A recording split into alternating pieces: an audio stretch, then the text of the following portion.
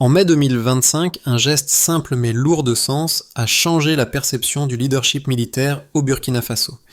Ibrahim Traoré, le président, entre dans un hôpital militaire à Bobo-Dioulasso. Sans discours, sans cérémonie, il pose simplement sa main sur l'épaule d'un soldat blessé. Ce geste marque une transition symbolique d'un leadership qui dépasse la politique et s'ancre dans la présence humaine. Ce moment ne figure pas en tête des gros titres, mais il est désormais gravé dans l'esprit de ceux qui l'ont vécu. Pourquoi ce geste de Traoré a-t-il eu un impact aussi profond? Est-ce la preuve que l'humanité dans le leadership peut être plus puissante que les politiques de pouvoir? Ibrahim Traoré n'est pas seulement un homme politique, mais un symbole de la renaissance du Burkina Faso.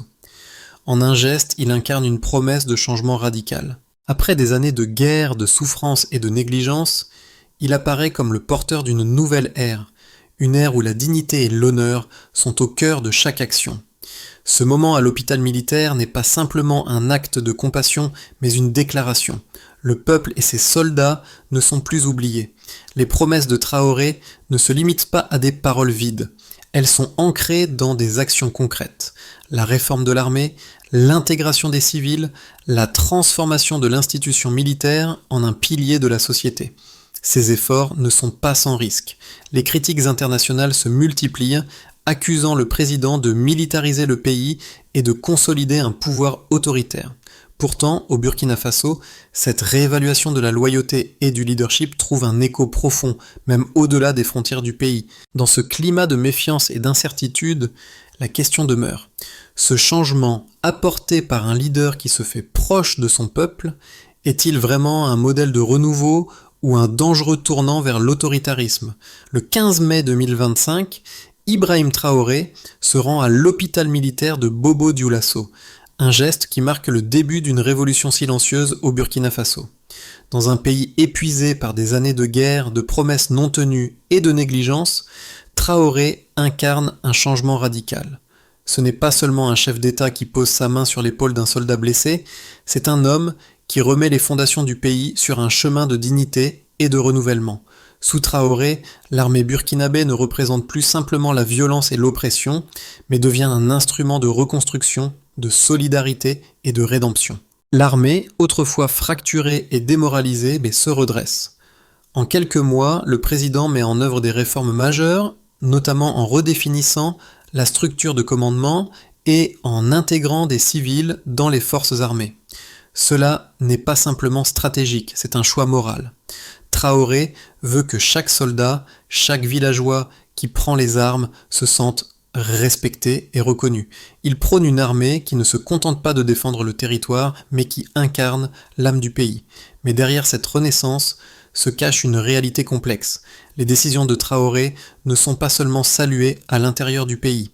À l'international, les critiques pleuvent. Les analystes occidentaux craignent que sa politique de militarisation de la société conduise à un régime autoritaire. Les accusations d'abus des droits humains se multiplient, alors même que l'armée burkinabé intensifie ses efforts contre les groupes insurgés. Ces tensions sur la scène et internationale se heurtent à la réalité vécue par les Burkinabés. Un leadership qui, même perçu comme strict, est vu comme une réponse à des années d'abandon. Ce que Traoré démontre, c'est que l'armature du pouvoir, dans un pays comme le Burkina Faso, n'est pas uniquement construite sur des armes et des batailles, mais aussi sur l'intégrité morale et la loyauté d'un peuple qui se relève de ses cendres. Pour lui, les soldats ne sont pas des exécutants, mais des partenaires dans la construction de la nation. Sous le commandement d'Ibrahim Traoré, l'armée burkinabé a rapidement commencé à se transformer. Avant lui, les soldats étaient démoralisés, leurs équipements obsolètes et leur espoir de victoire presque éteint. Mais, avec la nomination de nouveaux chefs militaires comme le général Mouzado et le colonel Ramba Ahmed Herman, l'armée a amorcé une profonde restructuration. Traoré ne se contente pas de nommer des officiers. Il les choisit parmi ceux qui ont fait leurs preuves sur le terrain, qui ont l'expérience du combat et qui partagent les souffrances de leurs hommes. Cette approche crée un lien de confiance entre le commandement et les soldats, et cette confiance devient le moteur de la transformation. La mise en place de brigades d'intervention rapide, appelées BEUR, est un exemple frappant de cette évolution. Ces unités sont formées non seulement pour leur efficacité sur le terrain, mais aussi pour leur capacité à s'adapter rapidement aux tactiques des insurgés. Ce n'est pas une armée qui attend les ordres dans des bureaux froids, mais une armée qui réagit et se réorganise immédiatement en fonction des besoins urgents du terrain. Les soldats, qui n'avaient plus d'espoir dans la hiérarchie, commencent à ressentir un renouveau de l'esprit et de la solidarité. Le changement est palpable. Les soldats ne se battent plus par devoir, mais par conviction. Et pour ceux qui, pendant des années, ont été invisibles aux yeux de leurs dirigeants, ce changement est plus qu'un simple ajustement militaire. C'est une révolution culturelle. Ibrahim Traoré est devenu bien plus qu'un président, il est devenu le symbole d'un espoir renaissant pour tout un peuple. Lors de sa prise de pouvoir, l'armée était fragmentée, démoralisée et manquait de cohésion. Les soldats étaient épuisés par des années de lutte contre des insurgés bien équipés, avec des ressources limitées et une morale en chute libre, mais ce n'était que le début du renouveau. En décembre 2024, le colonel Mouzado, reconnu pour son courage sur le terrain, a été promu général et nommé chef d'état-major. Ce n'était pas une simple promotion, mais un acte symbolique visant à reconnecter l'armée avec ses racines, les soldats qui ont combattu sur le terrain et non des bureaucrates dans des bureaux climatisés. Un mois plus tard, le colonel Ramba Ahmed Herman a été nommé responsable de l'armée avec une mission claire, décentraliser la prise de décision, responsabiliser les unités sur le terrain et écouter les besoins réels des soldats. Cette restructuration de la hiérarchie a été suivie par la création de 5 brigades d'intervention rapide, surnommées BEUR. Ces brigades étaient conçues pour être flexibles, capables de s'adapter à tout changement sur le terrain, en réponse aux menaces qui surgissaient en permanence.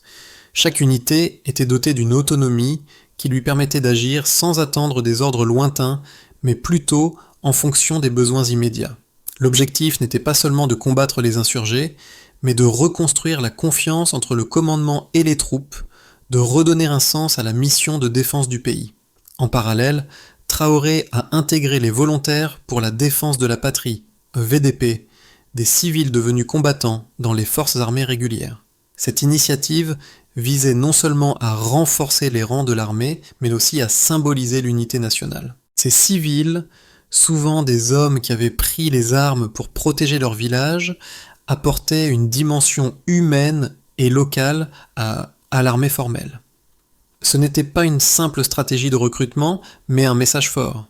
Chaque citoyen, qu'il soit soldat ou civil, a un rôle à jouer dans la défense et la reconstruction du pays. Les résultats ont été rapides. Les hélicoptères, qui étaient cloués au sol depuis plusieurs mois, ont repris leur envol, soutenant les troupes sur le terrain. Les lignes de ravitaillement, qui étaient régulièrement interrompues, ont été rétablies, permettant une livraison rapide de nourriture, de munitions et de matériel essentiel.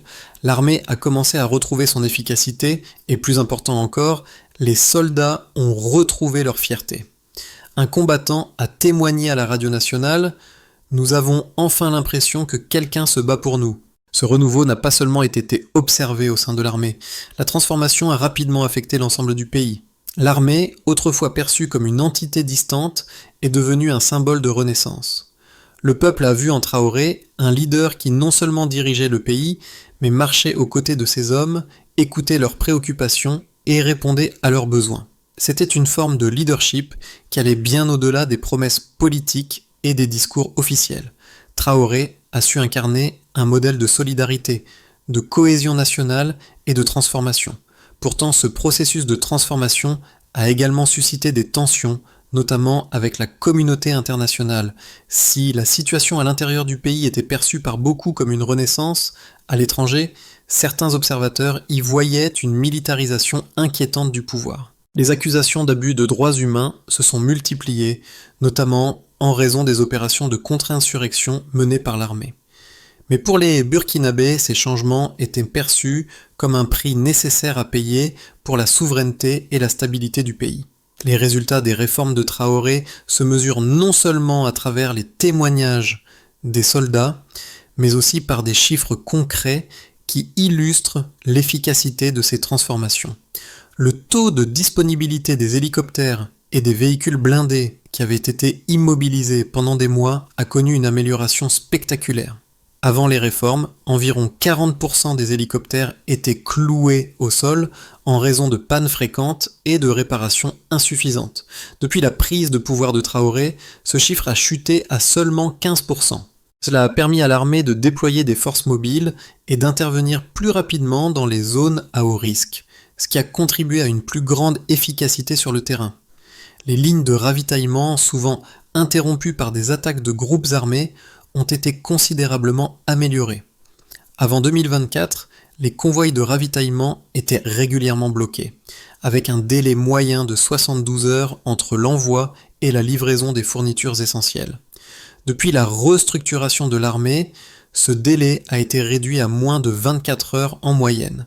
Les soldats ne se retrouvaient plus à lutter contre la faim et le manque de munitions, ce qui a contribué à renforcer leur morale et leur détermination. Un autre indicateur clé est la réduction des pertes humaines sur le terrain. Avant sa prise de pouvoir, les pertes en vie humaine dans l'armée étaient élevées, avec une moyenne de 50 soldats tués chaque mois dans des attaques contre les insurgés. Depuis 2024, ce chiffre a diminué de près de 30%, atteignant 35 victimes par mois. Cette réduction, bien qu'encore préoccupante, est significative et témoigne de l'amélioration des tactiques militaires et du soutien accru aux troupes. L'adhésion des civils aux efforts de défense a également été un facteur clé. Les volontaires pour la défense de la patrie, VDP, ont vu leur nombre croître de manière significative. En 2024, environ 5000 civils ont rejoint les rangs des VDP, un chiffre qui a doublé en 2025 pour atteindre plus de 10 000. Cette mobilisation massive de la population a permis non seulement de renforcer l'effectif militaire, mais aussi de solidifier le lien entre l'armée et les communautés locales. Ce soutien populaire a été essentiel pour l'efficacité des opérations militaires et pour la légitimité du gouvernement de Traoré. Enfin, les résultats sur le plan du moral des troupes sont très éloquents. Un sondage réalisé auprès de 2000 soldats en avril 2025 a révélé que 85% d'entre eux se sentaient désormais respectés et soutenus par leur commandement, contre seulement 40% avant les réformes. Ce changement radical dans l'attitude des soldats vis-à-vis de leur leadership témoigne de l'impact profond de la transformation menée par Traoré. Les soldats ne perçoivent plus leur rôle uniquement comme un devoir militaire, mais comme une mission collective pour reconstruire leur pays. Les partisans de Traoré insistent sur le fait que ces réformes ont permis de rétablir la dignité et la confiance au sein de l'armée et dans la société burkinabé. Ils soulignent que l'armée, avant son arrivée, était démoralisée, mal équipée et déconnectée du peuple. Le général Musado et le colonel Ramba Ahmed Herman, choisis pour leurs compétences sur le terrain, ont apporté une nouvelle dynamique en assurant que les soldats se battent pour un leadership qui les soutient et les comprend. Cette approche a renforcé l'efficacité des brigades d'intervention rapide qui ont fait preuve de souplesse et de rapidité dans leurs actions contre les groupes insurgés. En redonnant de la légitimité à l'armée et en faisant d'elle un véritable acteur de la société, Traoré a restauré une certaine forme de cohésion sociale et de fierté nationale. Cependant, les critiques, notamment en Occident, considèrent que cette militarisation de la société est un signe inquiétant d'un pouvoir de plus en plus centralisé. Le processus de décentralisation du pouvoir au sein de l'armée, bien qu'efficace dans certains cas, pourrait aussi ouvrir la voie à une concentration excessive des pouvoirs entre les mains d'un seul homme. De plus, les accusations d'abus des droits humains, notamment lors des opérations contre-insurrectionnelles, viennent ternir l'image du gouvernement burkinabé. Ces critiques sont renforcées par la crainte d'une dérive vers un régime autoritaire, où l'armée deviendrait l'instrument de contrôle politique plutôt qu'un acteur de défense du pays. Il est important de noter que la situation intérieure du Burkina Faso est bien différente de celle perçue par les observateurs étrangers. Pour les Burkinabés, la renaissance de l'armée et la loyauté retrouvée ne sont pas vues comme des signes de répression, mais comme des signes de rédemption. Les soldats, autrefois invisibles et ignorés, sont désormais des symboles de l'unité nationale. Le retour à la discipline et à la cohésion, même au prix d'un contrôle militaire accru, est perçu par une large partie de la population comme un mal nécessaire pour surmonter les crises passées et restaurer la souveraineté du pays. Ce qui est encore plus frappant, c'est la manière dont l'armée a commencé à se percevoir elle-même et à interagir avec la population. Le tournant s'est produit quand l'armée a cessé d'être simplement un instrument de guerre pour devenir un véritable symbole de renaissance nationale. Le rôle de l'armée est désormais plus large, impliquant non seulement la défense du territoire, mais aussi la protection et la reconstruction de la nation. Traoré a introduit l'idée que l'armée et la population sont intimement liées, que la loyauté ne devrait pas être exigée mais méritée. Les soldats, autrefois considérés comme des exécutants, sont devenus des acteurs essentiels dans la reconstruction de leur propre pays. Les Boers agissent non seulement contre les ennemis extérieurs, mais aussi comme catalyseurs d'une transformation sociale profonde. Ce n'est pas un simple changement militaire, mais un mouvement vers un modèle où chaque citoyen, chaque soldat joue un rôle dans la refonte de la nation. Cependant, cette révolution n'est pas sans ses contradictions.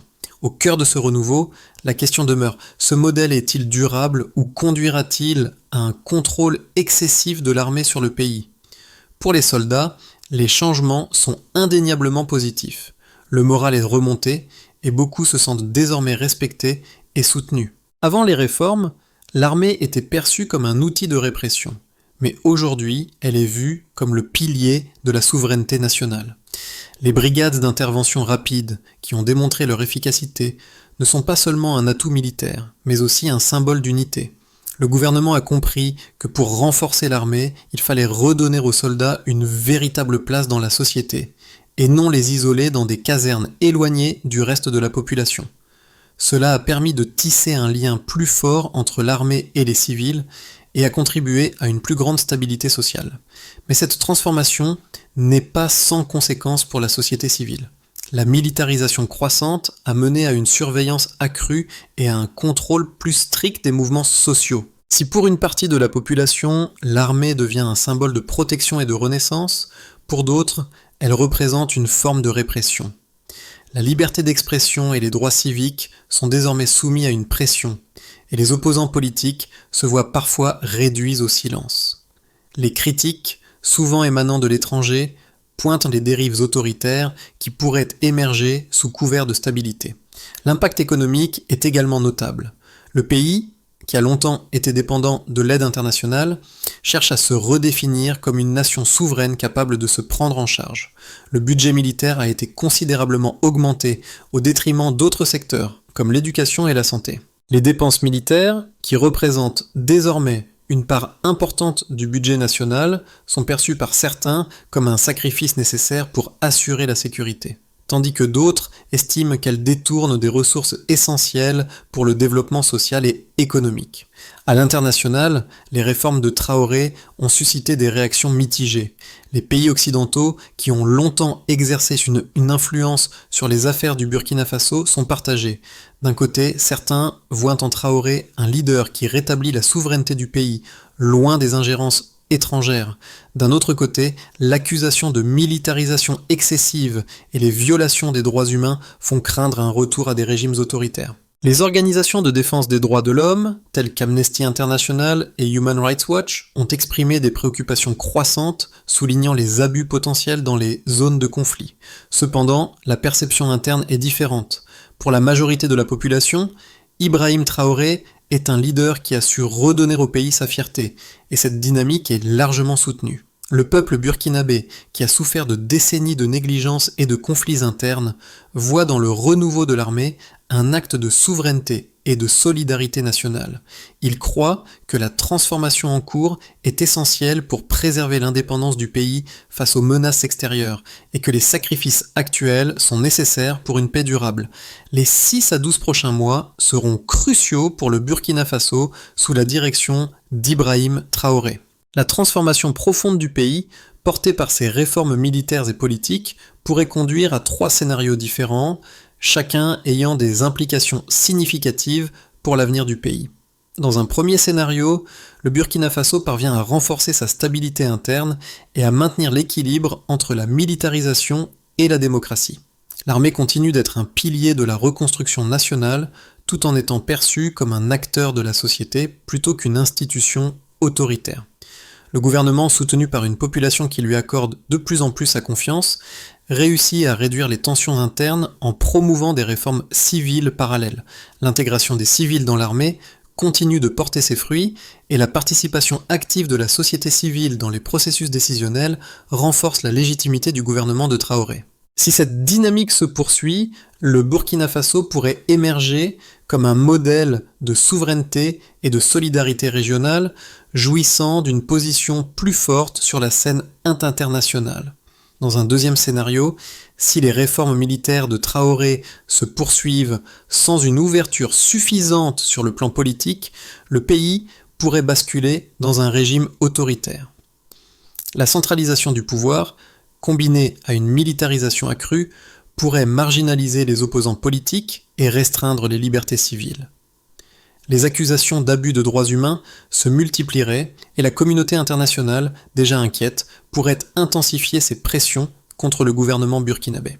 La situation intérieure pourrait se détériorer avec une montée de l'opposition et des manifestations populaires contre l'orientation autoritaire du régime. Les tensions internes pourraient s'intensifier, menant à des conflits sociaux et politiques. Dans un troisième scénario, une crise ouverte pourrait survenir.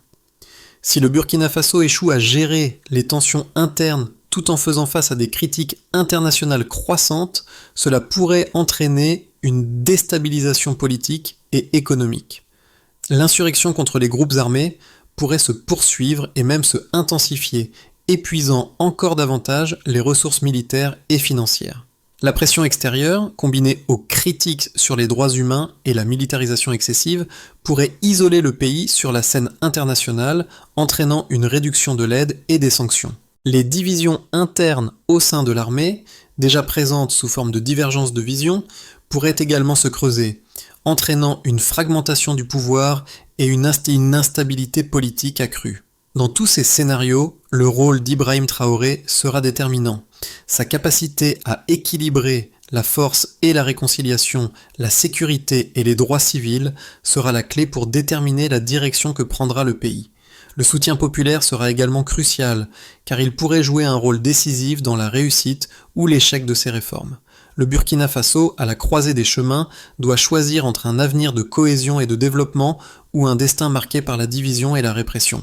L'histoire du Burkina Faso sous Ibrahim Traoré est plus qu'une simple saga militaire ou politique. Elle parle de résilience humaine, de la capacité d'un peuple à se relever après des années d'oppression et de négligence. Ce n'est pas seulement une histoire de soldats et de gouvernements, mais celle de chaque citoyen burkinabé qui, après des décennies de lutte, de conflits et de trahison, retrouve enfin sa dignité. Pour ceux qui ont été témoins de cette transformation, le changement est palpable. Les anciens combattants, une fois invisibles et négligés, sont désormais des symboles de fierté nationale. L'armée, autrefois perçue comme un outil de répression, est devenue le cœur battant d'un pays en reconstruction. Les civils, qui ont pris les armes pour défendre leur village, sont maintenant intégrés dans les forces armées, symbolisant l'unité et la solidarité du peuple burkinabé. La frontière entre l'armée et la population devient floue, chacun ayant un rôle à jouer dans la redéfinition de la nation. Mais au-delà de ces changements, une question demeure. Quel sera l'avenir de cette nation une fois que les cicatrices de la guerre commenceront à se refermer ? La réponse ne réside pas seulement dans les réformes militaires, mais dans la capacité du Burkina Faso à trouver un équilibre entre la puissance militaire et la gouvernance démocratique, entre le respect des droits civiques et la nécessité de sécurité. La révolution de Traoré n'est pas seulement une révolution du pays, mais une révolution intérieure, une redécouverte de la dignité et de la fierté pour chaque Burkinabé. Cela nous pousse à réfléchir sur nos propres sociétés. Comment redéfinir la loyauté, la liberté et la responsabilité collective ? Pour naviguer cette période critique, le Burkina Faso devra adopter un plan en plusieurs étapes, qui intègre à la fois des réformes internes et une gestion prudente des relations internationales. Il est essentiel de redonner de la légitimité aux institutions civiles pour éviter un déséquilibre.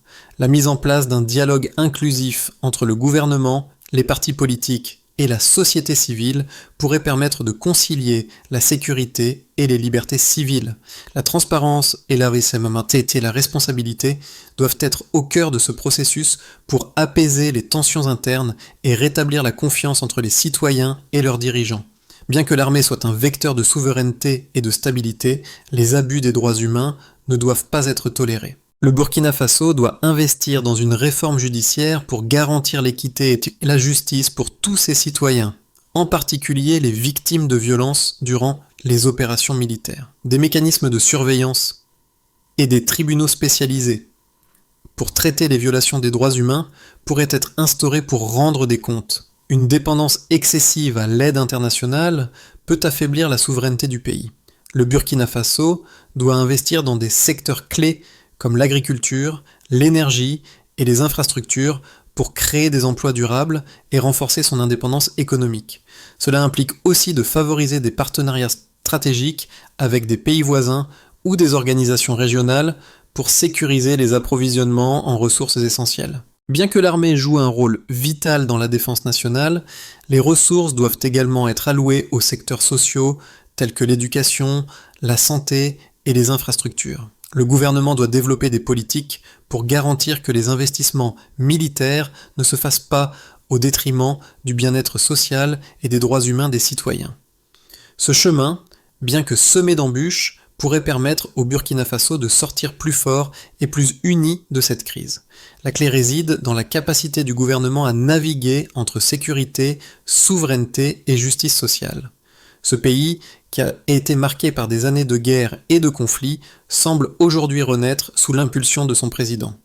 Comme ce soldat blessé, regardant Ibrahim Traoré poser sa main sur son épaule à l'hôpital de Bobo-Dioulasso, le Burkina Faso est dans un moment de guérison. Ce geste simple mais symbolique a non seulement marqué la vie de ce soldat, mais celle de toute une nation. Il incarne l'idée que, même après la guerre, la dignité et l'humanité peuvent être retrouvées. Pour les Burkinabés, cette scène n'est pas seulement celle d'un leader politique, mais celle d'un homme qui a compris que la vraie force réside dans la proximité avec son peuple, dans l'écoute et dans la reconstruction. Ce moment de silence, dans un hôpital militaire, devient un symbole de la renaissance de l'unité nationale.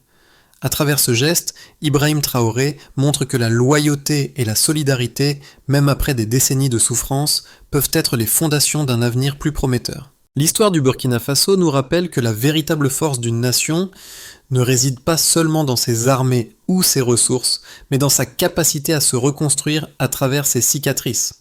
Le leadership, qu'il soit militaire ou civil, ne se définit pas par des discours grandioses, mais par la présence et l'engagement quotidien avec ceux que l'on dirige.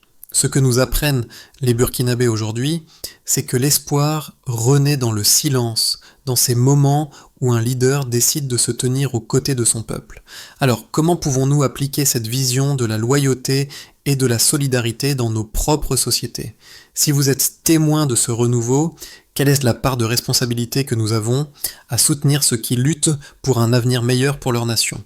Partagez vos pensées, engagez-vous dans le débat. L'histoire du Burkina Faso n'est pas seulement un récit de lutte, mais un appel à la réflexion sur la manière dont nous pouvons, tous ensemble, construire un avenir plus juste et plus solidaire.